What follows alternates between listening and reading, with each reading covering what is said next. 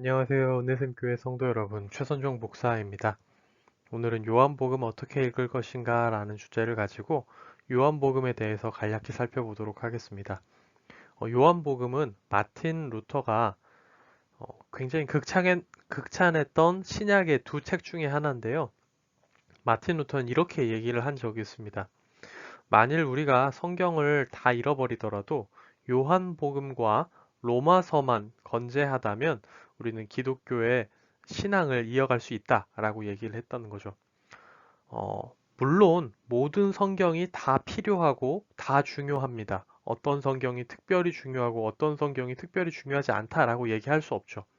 하지만 마틴 루터는 그만큼 기독교 신앙과 신학의 어떤 정수가 요한복음과 로마서에서 많이 발견될 수 있다라고 이제 표현을 한 거죠.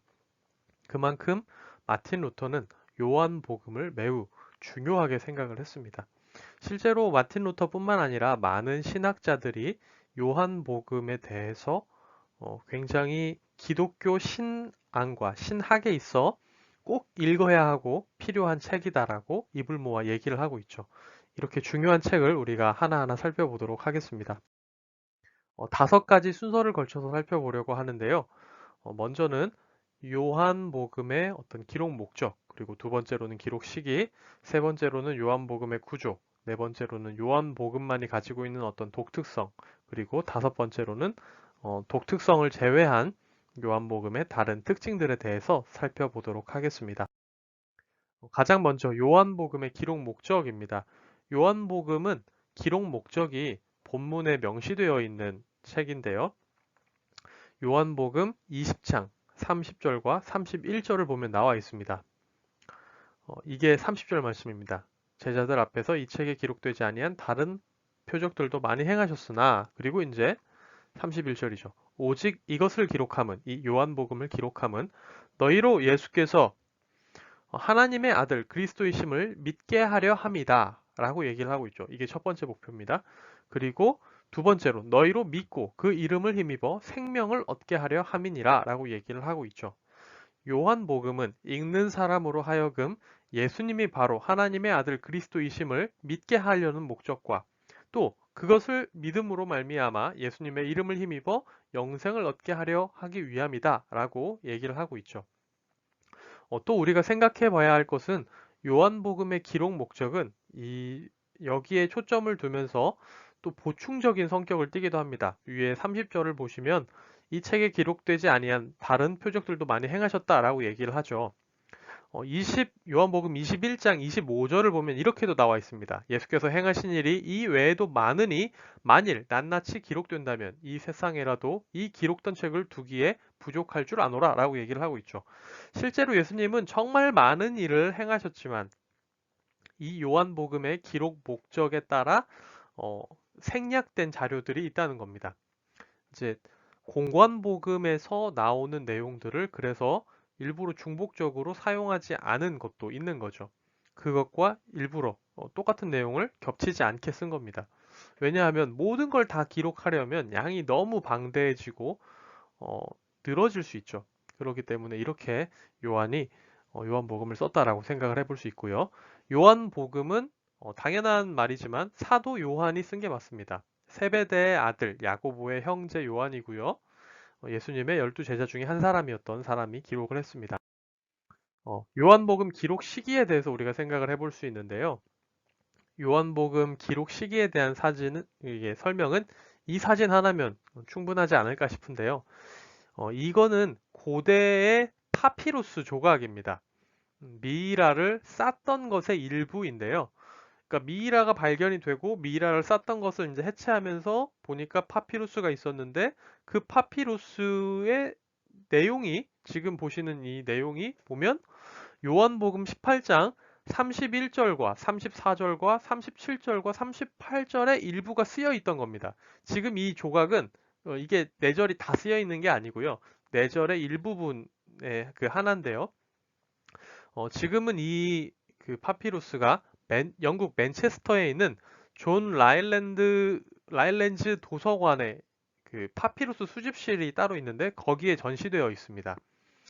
이것을 통해서 요한복음이 기록된 것을 우리가 확인해 볼 수 있는데 이 언제 파피루스인지를 추적을 해보면 2세기 초엽의 것으로 발견이 됩니다. 그러니까 2세기 초엽이라는 것은 주님이 승천하신 이후 100년도 안 되어서 쓰였다라고 할 수 있는 거죠.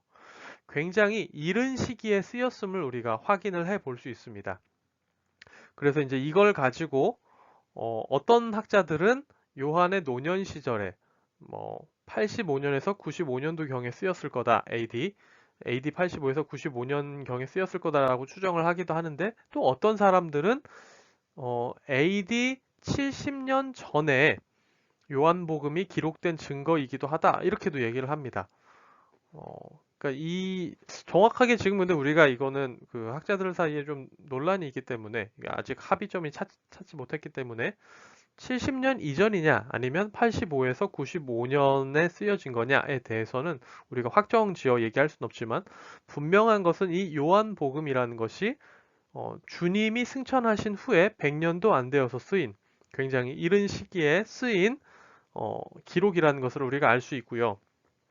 그만큼 요한복음의 어떤 저자에 대한 부분이나 내용에 대한 부분도 우리가 좀 더 신뢰를 가지고 바라볼 수 있는 부분이죠. 이건 공격을 하려고 해도 당하기 힘든 그런 부분이라고 할 수 있겠습니다.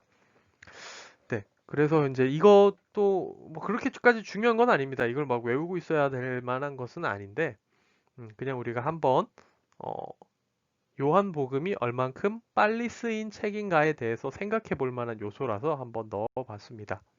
이제 요한복음의 구조에 대해서 살펴보려고 하는데요. 요한복음은 제가 이제 많은 책들을 참고를 했는데 굉장히 학자들마다 다 다릅니다. 단락을 나누는 것도 다르고 단락에 대한 어떤 해석과 설명도 굉장히 다르더라고요. 그런데 학자들마다 굉장히 다른데 대체로 동의하고 대체로 비슷하게 끊는 구성이 있습니다. 그것은 보통 어떻게 끊냐면요. 네, 이렇게 먼저 앞부분을 12장까지로 끊더라고요. 더 세부적으로 나누는 경우도 있는데 제가 이제 정리를 해봤을 때 이 정도면 합리적이지 않을까라고 해서 이제 제가 재구성해 본 건데요. 일단은 1장 1절부터 1장 18절까지는 서론이라고 할 수 있습니다. 하나님이신 예수님에 대해서 분명히 얘기를 하고 시작하는 부분이라고 할 수 있고요. 다음 1장 19절부터 12장 50절까지는 예수님의 공생의 사역에 대해서 설명하고 있다라고 할 수 있습니다. 그래서 어떤 책은 이 부분을 뭐 표적의 책이다라고 얘기를 하기도 하고 이 부분을요, 뭐 정말 많은 얘기들을 하기도 합니다. 뭐 다른 표현들로 많이 쓰는데 이렇게 그냥 예수님의 공생의 사역이다라고 정리를 하는 게 가장 깔끔해 보여서 이렇게 얘기를 했고요. 대부분은 그래서 12장까지를 보통 다 이렇게 끊는다라고 알 수 있고요. 사실 13장부터는 정말 또 많이 다른데 나름대로 정리를 해봤을 때는 일단은 13장 1절부터 17장까지는 예수님의 고별 설교라고 우리가 이해를 해서 따로 떼어 볼 수 있을 것 같습니다. 그리고 18장부터 20장까지는 예수님의 고난과 부활에 대해서 나타나고 있다라고 우리가 얘기를 해볼 수 있겠고요. 21장은 후기라고 할 수 있습니다. 부활하신 예수님이 제자들을 만나서 교회에 사명을 주시는 그런 부분이라고 얘기를 해볼 수 있겠습니다. 이거보다 굉장히 이제 세부적으로 나누는 주석들도 많고요. 학자들도 많고요. 이거와는 또 다르게 나누는 학자들도 있는데 제가 많은 걸 봤는데 그냥 이렇게 5가지 순서를 가지고 이해를 하는 게 가장 무난하고 적절해 보여서 이렇게 소개를 하니까요. 성도 여러분들께서도 우리가 이렇게 그냥 5가지 구조로 요한복음을 파악하시면 통독하시는데 큰 어려움이 없을 거라고 생각을 합니다. 다음으로는 요한복음의 독특성에 대해서 한번 얘기를 해보려고 하는데요. 요한복음은 굉장히 좀 다른 점들이 많습니다. 가장 먼저는 복음서, 사복음서 중에 유일하게 기록 목적이 명시되어 있습니다. 우리가 아까 살펴봤듯이 유일하게 기록 목적이 분명히 명시가 되어 있고 예수님을 처음부터 하나님이라고 선언하면서 시작합니다. 이런 점이 요한복음의 첫 번째 독특성이라고 할 수 있고요. 두 번째로는 다른 복음서와는 달리 갈릴리보다 남쪽 지역, 그러니까 유대와 사마리아 지역에서의 사역이 더 많이 소개되고 있다라는 점을 우리가 생각을 해볼 수 있습니다. 또 요한복음에서는 신약 성경에서 가장 긴 예수님의 기도가 기록되어 있죠. 17장을 우리가 생각을 해볼 수 있습니다. 요한복음은 공관복음과 마태복음, 마가복음, 누가복음과 내용이 90% 이상이나 다릅니다. 그렇기 때문에 요한복음은 정말로 같이 묶어서 우리가 이해를 하기가 좀 쉽지 않죠. 복음서라는 큰 테두리에선 우리가 볼 수 있겠지만 공관복음과 너무 다르기 때문에 우리가 이 점을 생각을 하고 요한복음을 읽어갈 필요가 있습니다. 공관복음에 나와 있지 않는 것, 그러니까 공관복음에는 있는데 요한복음에는 없는 것들을 얘기를 해보자면 예수님의 족보가 요한복음에는 없고요. 예수님의 탄생에 대한 이야기도 없고요. 예수님이 세례받으신 이야기, 시험 받으신 이야기도 없습니다. 12제자를 부르신 그 사건도 없습니다. 물론 요한복음 안에도 제자를 부르시는 장면들은 나오는데 공관복음에서 12제자를 부르시는 그 장면이 없다는 얘기고요. 변화산에서 예수님이 변화한 사건도 없습니다. 최후의 만찬 사건도 없는데 이 부분을 우리가 생각을 해봐야 되는 게 공관복음 같은 경우에는 최후의 만찬을 얘기할 때 떡과 잔을 가지고 예수님께서 말씀하시는 부분이 있는데 그 부분이 없다는 겁니다. 최후의 만찬이라고 우리가 생각해 볼 수 있는 부분이 요한복음에 있는데 떡과 잔에 대한 말은 없고 우리가 흔히 말하는 세족식에 대한 부분은 나타나고 있습니다. 그러니까 어떻게 얘기하면 최후의 만찬이 요한복음에 있다고도 할 수 있지만 떡과 잔을 기준으로 최후의 만찬을 보면 없다고 할 수 있는 부분이고요. 겟세마네에서의 그 기도하시면서 나타나는 번뇌 그런 것들이 요한복음에 나타나지 않죠. 사실 이 번뇌라는 용어 자체는 불교권에서 많이 쓰는 단어이긴 하지만 뭐 그렇다고 해서 여기서 이제 그 예수님의 어떤 심적인 갈등과 어떤 고통 그런 것들을 또 표현하는 데 있어서 큰 무리가 없는 단어라고 생각이 돼서 그냥 번뇌라는 단어를 그대로 썼고요. 그리고 예수님께서 부활하신 후에 승천하시는 장면도 요한복음에는 없습니다. 요한복음만 가지고 있는 부분들도 있죠. 어, 예수님의 공생애가 3년임을 보여주는 그런 장치들이 요한복음에만 있고요. 다른 복음서만 보면 예수님의 공생애가 1년인가 하는 생각을 할 수도 있습니다. 하지만 요한복음에서 이 점을 분명히 얘기를 해주고 있기 때문에 우리가 예수님의 공생애가 3년임을 파악해 볼 수 있는 요소가 있고요. 또 예수님의 완전 초기 사역들에 대해서 요한복음에는 나타나 있습니다. 그리고 가나의 이적도 요한복음에만 나타나죠. 가나의 혼인잔치에서 물을 포도주로 바꾸셨던 일도 나오고요.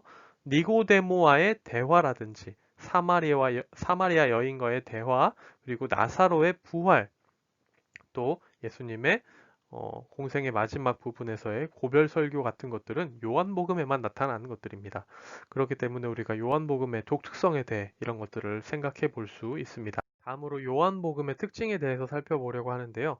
요한복음은 7이라는 숫자를 가지고 표적을 7개로 맞추고 선언을 7개로 맞추고 있습니다. 7은 완전수죠. 완전한 것들을 표현하기 위한 장치라고 우리가 이해를 해볼 수 있는데요. 먼저 7가지 표적입니다. 요한복음의 특징 중에 하나가 기적을 표적이라고 이렇게 단어를 쓰고 있는 건데요. 이 표적이라는 단어를 가지고 단순한 어떤 기적의 발현을 얘기하는 게 아니라 이 7가지는 모두 예수님께서 메시아시고 하나님이심을 드러내는 어떤 장치로서 쓰이고 있습니다. 그런 부분에서 의미가 있고요. 옆에 있는 숫자들은 각 장입니다. 그러니까 7표적 첫 번째를 보시면 요한복음 2장에서 가나에서 물로 포도주를 만드셨다. 이렇게 이제 우리가 볼 수 있는 것들이죠. 그리고 또 요한복음에는 7가지 선언이 나타납니다. 예수님께서 직접 말씀하시죠. 나는 뭐뭐이다 라고 이 형식을 가지고 7번 선언을 하시는데 이런 7번의 선언들이 요한복음에 나타나는 특징이라고 할 수 있겠습니다. 다음 요한복음의 특징들을 살펴볼 수 있는데요. 먼저는 믿다의 책입니다. 믿음의 책이라고 해야 맞는 말 같은데 제가 믿다의 책이라고 써놨죠. 이게 바로 요한복음의 특징 중에 하나인데요. 믿음이라고 하는 명사 형태는 요한복음에 등장하지 않습니다. 믿다라고 하는 동사 형태가 쓰이고 있습니다. 이거는 요한복음 안에서 핵심 어떤 단어라고 할 수 있는데요. 이 믿다라고 하는 동사가 총 98번이나 쓰였습니다. 이게 얼마나 많은 횟수냐면요. 공관복음을 통틀어서 이 믿다라는 동사는 총 34회밖에 쓰이지 않습니다. 마태복음에서는 11번밖에 안 쓰이고요. 마가복음은 14번, 누가복음은 9번밖에 나오지 않습니다. 그런데 요한복음 이 하나에서만 믿다라고 하는 동사가 98번이나 사용되고 있죠. 이것에 대해서 믿음이라는 것이 우리의 움직임, 우리의 행동과 관련이 되어 있다라는 어떤 강조사항이 있다고 생각을 해볼 수 있습니다. 믿음이라고 하는 단어는 요한 복음에는 한 번도 안 나온다고 말씀을 드렸는데 어, 보통 이 믿음이라는 단어는 사실 바울 서신에서 좀 많이 쓰이고요. 공관복음에서는 이제 24번 정도 쓰입니다. 그러니까 이 믿음이라는 동사가 신약에서 244번이 쓰이는데 바울 서신은 142번, 그리고 공관복음은 24번이 쓰입니다. 그러니까 요한복음뿐만 아니라 공관복음을 봐서도 결국 공관복음에도 믿음이라는 단어가 나오긴 하지만 믿음이라는 명사보다는 믿다라는 동사가 더 많이 쓰인다는 것을 우리가 또 생각을 해볼 수가 있습니다. 근데 이제 그 비율이 요한복음만큼 이렇게 극단적이지는 않죠. 그만큼 요한복음에서는 믿다라는 이 동사 행위를 굉장히 집중하고 있고 핵심적으로 다루고 있다라는 것을 우리가 생각을 해볼 수 있습니다. 또 요한복음은 역사적 사실을 신학적 필요에 따라 변증적으로 기술한 책이다라고 할 수 있습니다. 요한복음은 굉장히 신학적입니다. 우리가 아까 구조에서도 살펴봤지만 처음부터 예수님이 하나님이심에 대해서 신학적으로 선언하고 시작하고 얘기를 합니다. 그리고 그 7가지 표적에 대해서도 얘기했지만 단순한 기적으로 얘기를 하는 게 아니라 그 7가지 모든 표적들은 결국 예수 그리스도가 메시아이며 하나님이심을 드러내는 어떤 장치로서 쓰이고 있죠. 그렇기 때문에 역사적인 사실들을 모두 다 기록하는 게 아니라 신학적 필요에 따라 분류하고 이에 따라 변증적으로 예수님이 그리스도이심을 드러내면서 기술하고 있다라고 우리가 생각을 해볼 수 있죠. 또 굉장히 신학적이면서도 예수님의 인성에 집중하는 책이라고 할 수 있습니다. 어떤 예수님의 어떤 신성에만 몰두하는 책이 아니라는 거죠. 예수님의 인성에 대한 집중도도 요한복음 안에서 발견할 수 있는 점입니다. 또 그리고 굉장히 중요한 특징 중에 하나가 교차적 구성이라는 겁니다. 키아즘이라고 보통 하는데요. 이건 제가 옆에 예시로 A, B, C, B', A'이라고 해놓은 것처럼 요한복음 전체적으로 이 교차적 구성이 굉장히 많이 쓰였습니다. 한 절 안에서 쓰이는 경우도 많고요. 여러 절들 사이에서 쓰이기도 하고 장과 장끼리 쓰이기도 합니다. 어, 실제로 우리 제가 졸업한 총신대학교 신대원에서는 요한복음에 대해서 전체적으로 이 키아잼을 가지고 쫙 구조적으로 분석을 해서 그걸 전공하시는 교수님도 계셨거든요. 그만큼 요한복음은 이 키아잼이라는 구조를 우리가 가지고 바라볼 때 더 큰 의미를 발견할 수 있는 책이라고 할 수 있습니다. 누군가 이 키아즘을 모르는 상태에서 보면 왜 이 내용이 반복되지? 왜 중복되는 것 같지? 이렇게 생각을 해볼 수도 있는데 우리가 이 교차적 구성, 키아즘을 이해하고 본문을 바라보게 되면 이러한 부분에서 핵심적으로 강조가 되고 있고 이런 구성에서 의도적으로 이런 것들을 표현하고 있구나 이런 것들을 이렇게 볼 수 있습니다. 이거는 제가 실질적으로 이렇게 본문을 가져다 놓고 설명을 드리면 좀 더 확실하게 이해가 될 텐데 지금은 그러긴 좀 힘들어서 제가 지금 이렇게만 설명을 드리고 넘어가도록 하겠습니다. 다음으로는 이제 대조법들이 많이 사용됐다라고 할 수 있는데요. 빛과 어둠의 대조, 생명과 죽음의 대조, 아래 세상과 위 세상의 대조 등 여러 대조법들이 쓰였다는 것을 또 우리가 요한복음의 특징으로 살필 수 있고요. 마지막 특징으로는 유대적 배경임을 기억해야 된다는 겁니다.